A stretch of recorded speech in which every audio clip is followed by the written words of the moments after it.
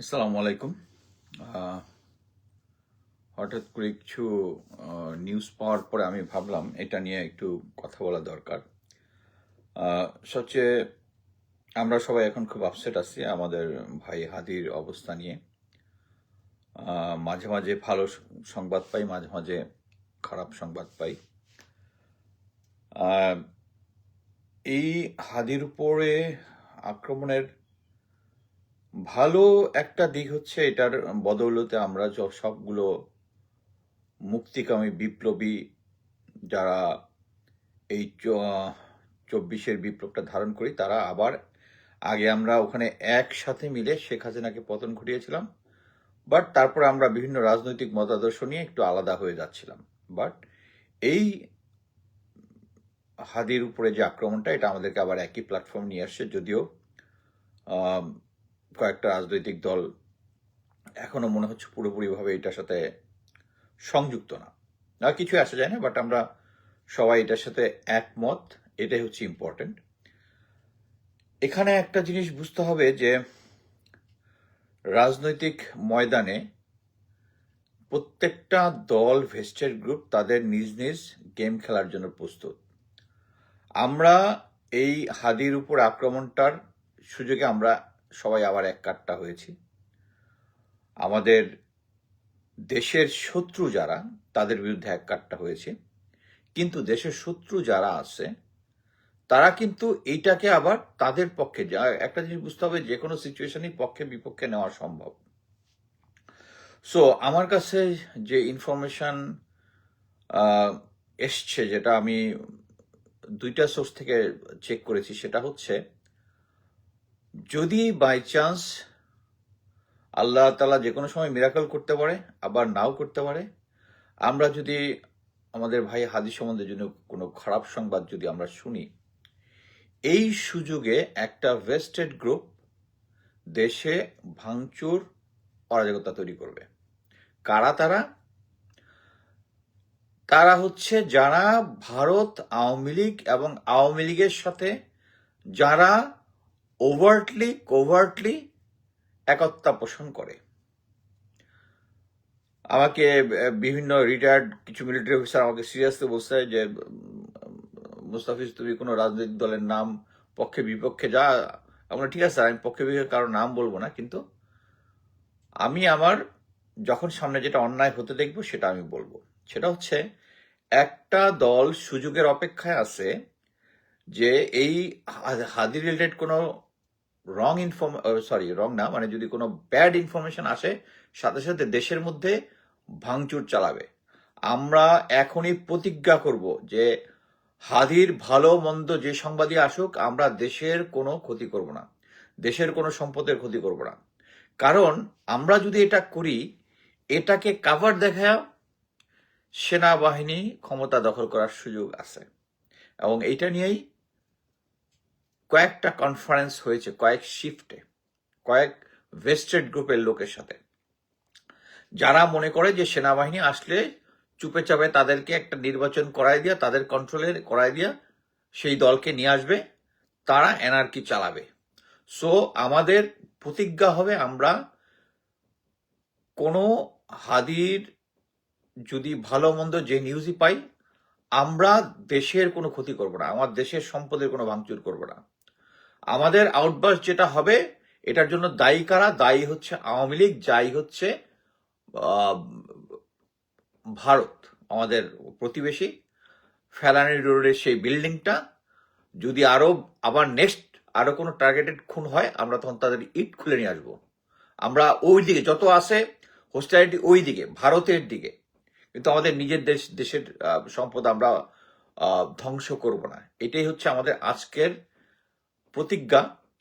আমরা কোনো কারো উস্কানি আমাদের খারাপ লাগবে ইয়াটা নিতে। আমরা এটার আস্ফলনটা দেখাবো ভারতের বিরুদ্ধে, ইন্ডিয়ার বিরুদ্ধে, আওয়ামী লীগের বিরুদ্ধে। আমাদের সামনে এখন আওয়ামী লীগ নাই, আর রাষ্ট্রীয়ভাবে ভারতের এম্বাসি প্রোটেক্টেড। এটা আমরা যতই আস্ফালন করি, আমাদের বিক্ষোভটা প্রদর্শন করতেই হবে। আবার দ্য সেম টাইম সরকারের সাথে আন্তর্জাতিক আইন অনুযায়ী তারা বাধ্য ইন্ডিয়ান এম্বাসিকে প্রোটেকশন দেওয়ার জন্য।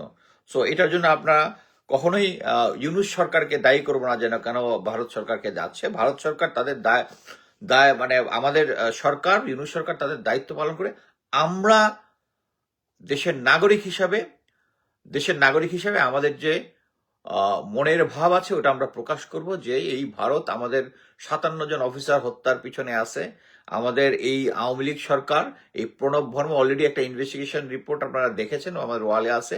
প্রণব ভর্মা আমাদের এই 1,500 যে লোক মারা গেছে, 30,000 20,000 আরো আহত হয়েছে, এর পিছনে হচ্ছে ভারত, প্রণব ভর্মা। আমরা দাবি অলরেডি করছি, দাবি তুলবো আমরা এই প্রণব ভর্মাকে এখানে পার্সোনাল নন গ্রাটা করার জন্য।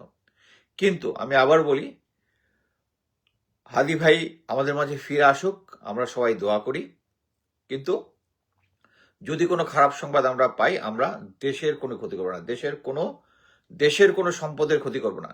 এটা মনে রাখবেন, একটা রাজনৈতিক দল যারা মনে করে তারা আর্মির হাত ধরে সামনে ভবিষ্যতে ক্ষমতায় আসতে পারে, তাদের সম্ভাবনা আছে এরকম একটা অ্যানার্কি তৈরি করার। আমরা প্রস্তুত থাকবো, এই ধরনের অ্যানার্কি নিজেরাও করবো না এবং কাউকে করতে দিব না। আমাদের সেনাবাহিনীকেও আমরা অনুরোধ করব যে বাংলাদেশের এই ক্রান্তিকালে তাদের দায়িত্ব হচ্ছে নেক্সট ইলেকশন যেটা হবে, যে নির্বাচন যেটা হবে, সেটা সুস্থ এবং সঠিক করা।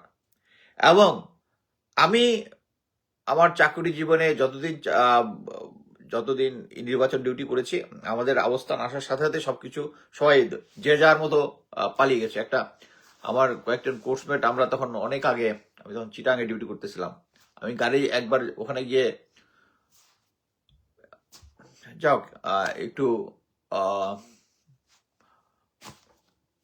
একটু পুশ করেছিলাম, একটু শক্তি প্রয়োগ করেছিলাম। এর পরবর্তীবার যখন ঢুকেছি তখন মানে পুরা শহর ফাঁকা হয়ে গেছে। এটা বোধহয় চিটাঙের ফিরোজ শাহ কলোনি এলাকার খালি। তখন এটা নিয়ে যখন গল্প করলাম তখন বললো যে গব্বর সিং টাইপ, যে গব্বর আসলে সময় গ্রাম খালি হয়ে যাবে। সেনাবাহিনী অ্যাকচুয়ালি এরকম আসলে কোথাও যদি নির্বাচনের সময় আসে তখন সব খালি হয়ে যায়। কিন্তু বর্তমান সিচুয়েশন ভিন্ন।